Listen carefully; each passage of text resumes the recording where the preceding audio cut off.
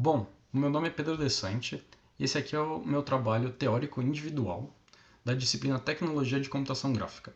O tema do trabalho é anti-aliasing. Mas primeiramente, o que é aliasing?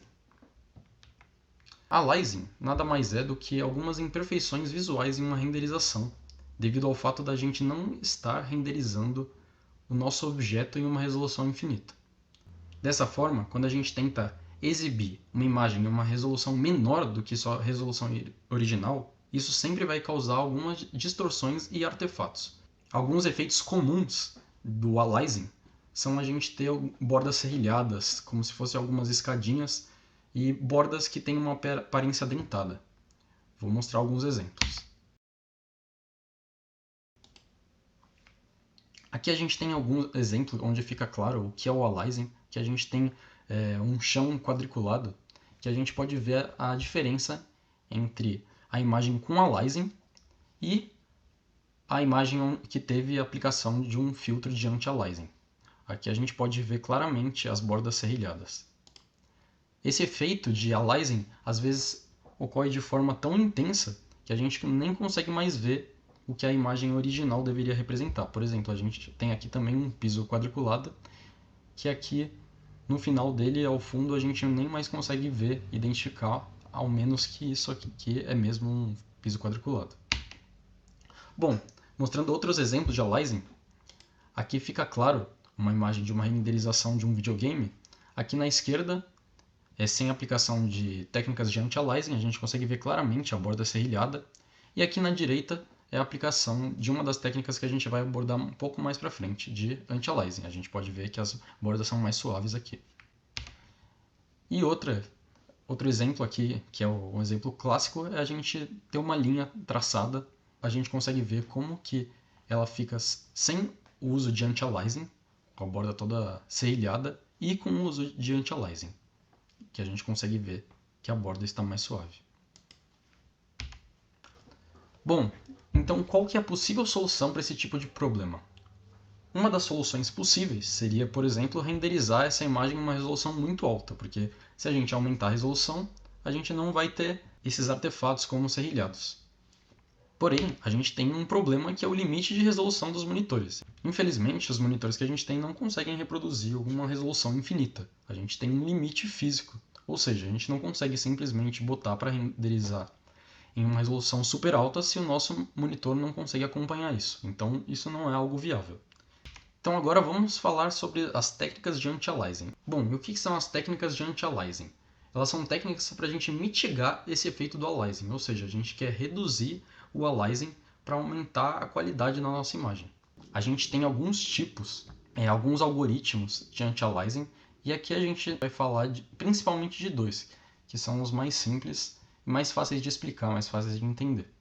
Entre eles está o Super Sampling Anti-Aliasing e o Multi-Sampling Anti-Aliasing. O Super Sampling Anti-Aliasing basicamente ele renderiza uma imagem em uma resolução muito maior e depois ele redimensiona para voltar para a resolução final. E o Multi-Sampling Anti-Aliasing ele aumenta a quantidade de sampling por pixel. Eu vou explicar um pouco melhor nos próximos slides. Bom, além disso existem outros métodos de anti-aliasing, como o FX Anti-Aliasing, TX Anti-Aliasing, DL Anti-Aliasing, cada um com suas próprias características, só que por fins didáticos a gente vai abordar só os dois primeiros que a gente citou.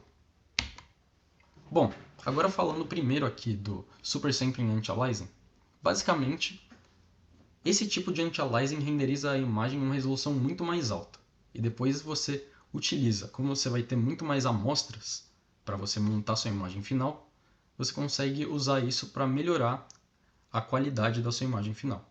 Se você tem uma imagem de 1000 por 1000, você pode renderizar, por exemplo, ela em uma resolução de 4000 por 4000.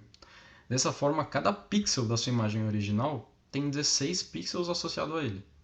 Então, se você fizer a média desses 16 pixels, você vai obter um resultado muito melhor, muito mais próximo, que vai deixar a sua imagem mais suave. A vantagem é que tem uma excelente qualidade visual, gera resultados muito bons, porém ele é muito custoso em questão de processamento, porque você vai ter que renderizar a imagem em uma resolução muito maior. E sobre os usos comuns, a gente tem aplicações, por exemplo, que você não se importa com a performance, você apenas quer qualidade de imagem, é uma boa aplicação para esse tipo de anti-aliasing. Aqui a gente tem uma explicação gráfica do que eu falei antes. Nesse caso, por exemplo, a gente tem uma imagem 5x5 e a gente vai renderizar ela, por exemplo, em 10x10. E daí, cada um desses pixels agora, eles têm 4 pixels correspondentes.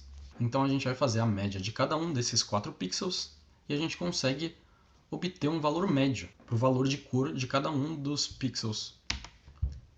Então, por exemplo, aqui a gente tem um vermelho, aqui a gente tem um alaranjado e aqui a forma final da nossa imagem. Bom, agora partindo para o Multisampling Anti-Aliasing, basicamente, nesse tipo de renderização, a gente tem múltiplos pontos de amostragem para determinar a cobertura do objeto. O que isso significa? Significa que para cada pixel, que anteriormente, em uma renderização normal, a gente tem uma amostra por pixel, aqui, como a gente pode ver nessa imagem, onde essa amostra fica no centro do pixel, no caso do Multisampling Anti-Aliasing, a gente vai ter, por exemplo, aqui 4 pontos de amostra por pixel.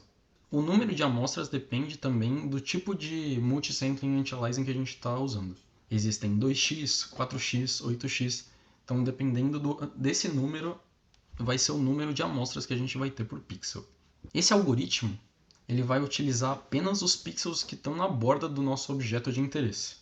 Então, quando a imagem ela é rasterizada, o bound check, que é o que determina se um pixel vai estar coberto ou não pelo objeto, em vez de ser feito só por esse ponto, ele é feito pelos 4 sample points, ao invés desse pixel central. E além disso, o bom desse algoritmo é que o Fragment Shader, que é o responsável por calcular a cor de cada fragmento, ele roda apenas uma vez por pixel, independente da quantidade de subsamples que a gente tem. Então, independente se aqui são 4 ou 8 subsamples, o Fragment Shader ele vai rodar uma vez só por pixel. E basicamente a cor final ela vai ser uma média ponderada das cores calculadas em cada um dos pontos da amostragem. Aqui é um exemplo gráfico do que eu falei no slide de cima. A gente pode ver aqui como seria numa renderização normal, sem o anti-aliasing, que a gente tem só um sample point no centro de cada pixel, e a gente consegue ver que o resultado final ele tem esse serrilhado. E aqui no caso, a gente consegue ver aqui a diferença utilizando o anti-aliasing com o multisample anti-aliasing x4, ou seja, ele tem 4 subsamples por pixel. Então a gente consegue ver que ele consegue suavizar melhor, porque ele consegue ter uma média, identificar melhor quais pontos da imagem realmente estão cobertos pelo nosso objeto. Então, resumindo aqui, o multisampling ele funciona com múltiplos pontos de amostragem para determinar essa cobertura do objeto. Ele é bem mais eficiente que o supersampling anti-aliasing, porque ele só vai calcular os pixels da borda. E embora a qualidade não vai ser tão alta quanto do supersampling anti-aliasing, o multisampling anti-aliasing ainda produz resultados muito bons e ele pode ser utilizado em algumas aplicações que requerem uma maior performance, como por exemplo jogos em que o tempo de latência, por exemplo, a performance do software é muito importante. Agora, mostrando alguns exemplos de como o multisampling anti-aliasing funciona, aqui a gente tem duas cenas renderizadas em 3D, uma sem o multisampling anti-aliasing e uma com multisampling anti-aliasing com 8 amostras por pixel.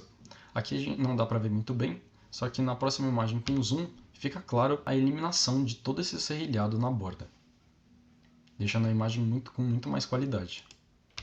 Bom, e essa foi a nossa apresentação sobre anti-aliasing e abordando alguns dos principais algoritmos. Muito obrigado por ter assistido. Tchau!